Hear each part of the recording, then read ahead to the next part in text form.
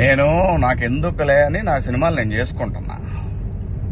Yes, Amaravati విషయంలో శివాజీ ఎప్పుడైనా మాట్లాడతాడు, ఎప్పుడైనా ఏ పార్టీతో అయినా ఎదురెళ్ళి మాట్లాడతా. అది రైతుల కష్టం. ఆ కష్టాన్ని మీరు మీ ఇష్టం వచ్చినట్టు ఎవరికాళ్ళు వాడేసుకుందామంటే చూస్తా ఊరుకోం.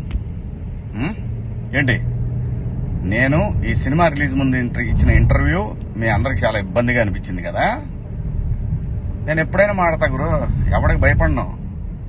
మీలాగా ఆడెవడో ఇచ్చే పేటీఎం డబ్బుల కోసం నా బతుకు నడిస్తే చాలులే అని అనుకుని పోయే రకాన్ని కాదు నేను. అలాగైతే మీ అందరూ తెలుసోలేదు, నేనే ఒక వ్యవస్థను ఏర్పాటు చేయగలిగినోడిని నేను కాదు. ఈ బతుకిచ్చింది మనకి జనం, అది నాకైనా రాజకీయ నాయకులకైనా.